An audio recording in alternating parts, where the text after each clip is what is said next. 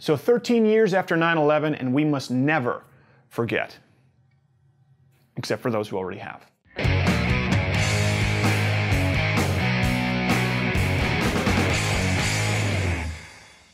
Step aside Al-Qaeda or Taliban. Evil's gotten a fresh coat of paint in ISIS. The only thing that's changed is the name. But would a terrorist organization by any other name still smell as sweet? Now, this administration has gone to great lengths to ensure that ISIS doesn't tarnish the good name of Islam. Now let's make two things clear. ISIL is not Islamic. After all, it's just one very small, lone extremist group. It's not like Islam promotes murder, discrimination, or hatred anywhere else in the world, right? Except for literally everywhere else in the world. Disregarding Iraq or Syria because they're clearly the minority, let's look to the more moderate Islamic countries. I mean, it's not like virtually all Islamic countries are legally allowed to kill non-Muslim converts. Granted, that could seem incriminating, but there are places like Pakistan that haven't officially sanctioned the death penalty, so there's that, though honor killings are still common and legal. But how is the UAE even on that list? It's the most moderate Islamic country in existence. Leftists even vacation in Dubai. Oh my gosh, I love Dubai. Oh, I know.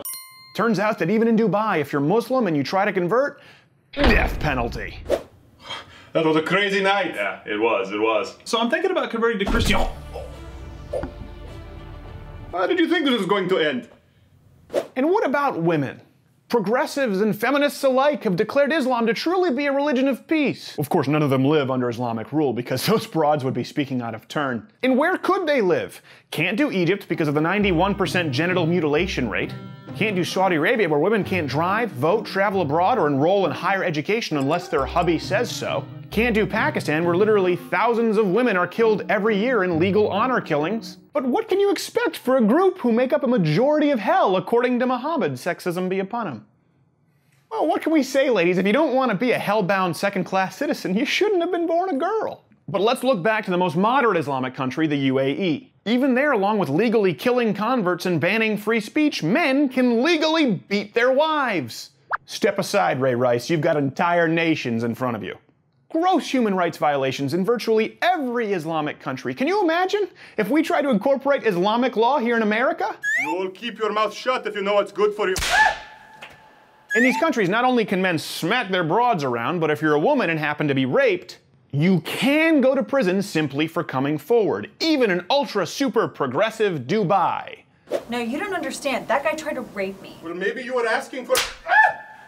So where Islamic law exists even a little bit, we see horrible human rights violations that would have leftists fuming if some Southern Baptists tried to enact them in America. So I ask you again, where is this so-called moderate Islam? Comment below. Why are pretty much all Islamic countries so evil in their treatment of non-Muslims and women, not to mention gay people? To answer those questions and more, I'd like to point you to some quotes from the original ISIS member, Muhammad himself.